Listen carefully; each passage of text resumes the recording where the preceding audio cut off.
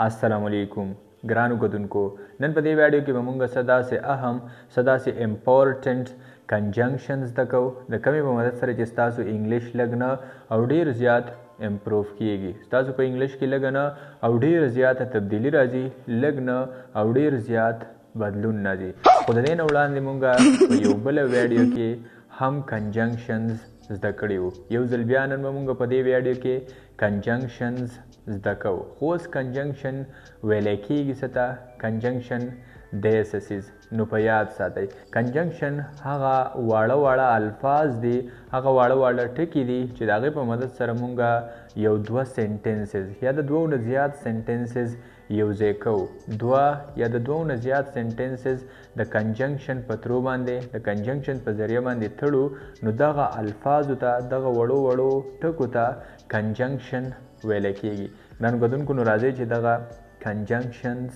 زده کړو د ټول ناول زده کوو بټ BUT بټ او د بټ په اردو کې معنی ده لیکن او په پښتو کې د دې لپاره موږ استعمالو خو لکه فار ایگزامپل پښتو کې چې څنګه موږ وایو زه هلته ځمه خو زما سره پیسې نشته زه ستا سره خبرې کومه خو زما سره وخت نشته زه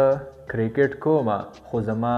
پلار ماته کاریږي زه هلته ځمه خو زما رور ماته کاریږي وغیره وغیره نو زمونږ د پښتو په سنټنسز کې راځي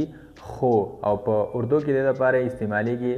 لیکن او په انګلیش کې د دې لپاره استعمالیږي بټ خو نه یوازې بټ د دې یو خبرې دپاره نه استعمالیږي د دې یو کار دپاره نه استعمالیږي په یاد ساتئ بټ د څلور نور داسې خبرې دي څلور نور داسې کارونه دي چې د هغې دپاره بیا موږ هم بټ استعمالو او کله چې موږ هغه خبرې کوو هغه کارونه کوو نو بیا هم موږ د بټ نه مدد اخلو ګران کتونکو د ټول ناول زده کوو د لیکن په باره کې یعنې کمې دپاره چې په پښتو کې خو استعمالیږي فار ایگزامپل که زه ویم چې سنټنس اگزامپل سنټنس داسې دی که زه ویم چې زه روان ومه خو زما سره پیسې نه وي یعنې زه هلته روان ومه فار ایگزامپل چکر له روان ومه یا بل طرف ته روان ومه خو زما سره پیسې نه وي اردو کې دې لپاره استعمالیږي میں جا رہا تھا لیکن میرے پاس پیسے نہیں تھے د میں جا رہا تھا لیکن میرے پاس پیسے نہیں تھے لپاره په پښتو کې استعمالیږي زه روان ومه خو زما سره پیسې نه وي او په انګلیش کې دې لپاره استعمالیږي I was going د I was going مطلب دا دی چې زه روان ومه او په دویم نمبر باندې but I didn't have money او د but I didn't have money مطلب دا دی چې زما سره پیسې نه وي پوره سنټنس دا شو I was going but I didn't have money د I was going but I didn't have money مطلب دا دی چې زه روان ومه خو زما سره پیسې نه وي بل اگزامپل به داسې وي فار ایگزامپل که زه ویم چې زه کرکټ کومه خو زما والد صاحب زما پلار ماته اجازت نه راکوي دې دپاره په اردو کې استعمالیږي میں کرکٹ کھیلتا ہوں لیکن میرا والد مجھے اجازت نہیں دیتا ہے مطلب دا دی چې زه کرکټ کومه خو زما والد صاحب زما پلار ماته اجازت نه راکوي او انګلیش کې دې دپاره استعمالیږي I play cricket but my father doesn't allow me او مطلب دا دی چې زه کرکټ کومه خو زما والد صاحب زما پلار ماته اجازت نه راکوي خو ګرانو کتونکو یوازې دا یو دوه اگزامپل نه کله چې هم تاسو ویل غواړئ په خپلو خبرو کې لیکن او په پښتو کې ولې استعمالیږي خو نو بیا بالکل تاسو دې دپاره استعمالولی شئ بټ او اوس راځئ چې دغه دویم یوز دغه دویم استعمال مونږ هم د بټ زده کړو او ګرانو کتونکو په دویم نمبر بټ استعمالیږي د بلکې دپاره اردو کې چې کله مونږ خبرې کوو او زمونږ په خبرو کې راشي بلکې نو د هغې دپاره بیا مونږ بټ استعمالو او هم د دغه بټ مطلب دی خو صرف په اردو کې د دې استعمال فرق دی د بلکې دپاره مونږ په دویم نمبر بټ استعمالو لکه فار ایگزامپل که زه ویم چې ته زما ملګری نه بلکې زما دشمن او د دې دپاره په اردو کې استعمالیږي آپ میرا دوست نہیں بلکې دشمن هو. او مطلب دا دی چې ته زما دوست نه بلکې دشمن یې، یعنی ته زما ملګری نه بلکې دشمن یې. او د دې لپاره په انګلیش کې استعمالیږي you are not my friend but my enemy. د you are not my friend but enemy مطلب دا دی چې ته زما دوست نه بلکې دشمن یې. نو ګرانو کتونکو که چېرته تاسو د اردو په یو سینټنس کې وګورئ بلکې، یا په پښتو کې تاسو په خپلو خبرو کې وایئ بلکې، نو د دې لپاره بالکل تاسو but استعمالولی شئ. بل اگزامپل به داسې وي، فار اگزامپل که زه ووایم چې پاکستان مالدار نه بلکې غریب ملک دی. د دې لپاره په اردو کې استعمالیږي پاکستان مالدار نہیں بلکہ غریب ملک ہے. یعنی پاکستان مالدار نہیں بلکہ غریب ملک ہے مطلب دا دی چې پاکستان مالدار نه بلکې غریب ملک دی. او په انګلیش کې د دې لپاره استعمالیږي پاکستان از ناٹ ریچ کنټری بٹ پور. او د پاکستان از ناٹ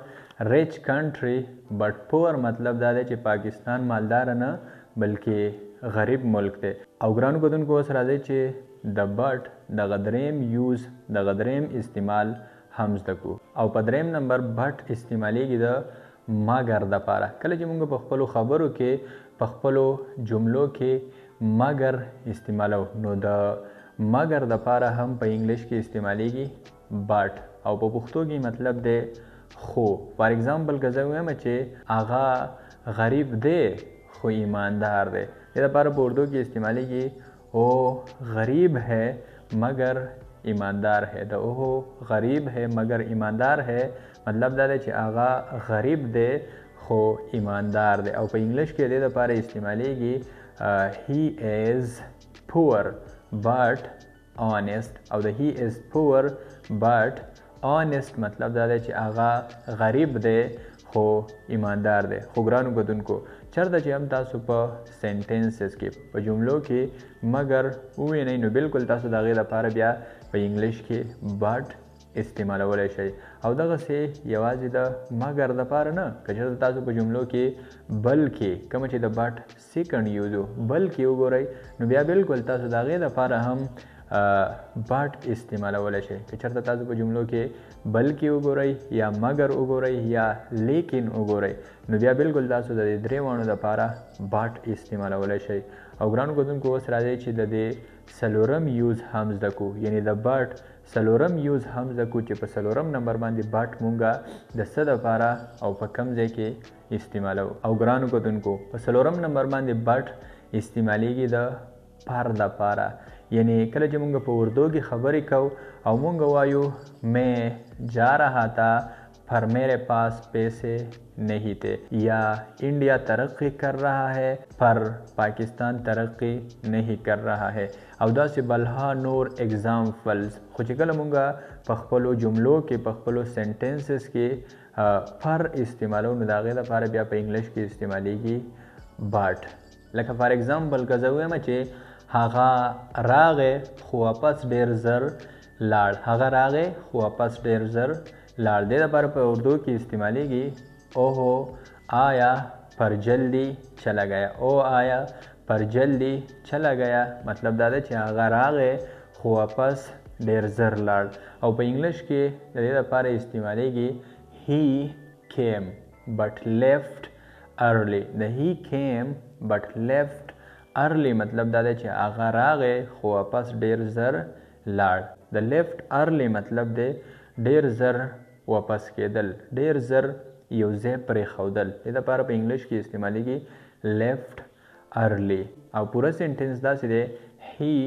came but left early. د he came but left early مطلب دا دی چې هغه راغې خو واپس ډېر زر لاړ. او اخري اگزامپل داسې دی، فار ایگزامپل که زه ووایم چې انډیا ترقی کوي او پاکستان ترقی نه کوي. اردو کې دې لپاره استعمالیږي انڈیا ترقی کر رہا ہے پر پاکستان ترقی نہیں کر رہا ہے. انڈیا ترقی کر رہا ہے پر پاکستان ترقی نہیں کر رہا ہے. انګلیش کې دې لپاره استعمالیږي انڈیا از ڈیولپنگ بٹ پاکستان از ناٹ ڈیولپنگ. انڈیا از ڈیولپنگ بٹ پاکستان از ناٹ डेवलपिंग। मतलब ये दादा कि इंडिया तरक्की कर रहा है पर पाकिस्तान तरक्की नहीं कर रहा है। खो ګرانو کتونکو یوازې دا یو څو اگزامپلز نه چرته چې هم تاسو په سینټنسز کې د اردو په جملو کې وګورئ لیکن مگر بلکې او پر نو د دې څلورو واڼو دپاره تاسو بټ استعمالولی شئ او د دې څلورو مطلب په پښتو کې دی خو ګرانو کتونکو زه امید لرم چې د دې ویډیو نه به تاسو ډیره زیاته زده کړه کړې وي د دې ویډیو نه به تاسو ته ډیره زیاته فایده شوي او اف کورس چې په دې ویډیو کې موږ څه نور کنجنکشنز هم شاملولی شو خو بیا ویډیو ډیره زیاته غټې ده او غټه ویډیو همیشه دپاره په تاسو باندې بورینګ لګي نو هم په دغه وجه نننی درس د دې ځای پورې کافي و نننۍ زده کړه هم د دې ځای پورې کافي وه د ویډیو کتلو ډیره مننه تھینک یو سو مچ تھینک یو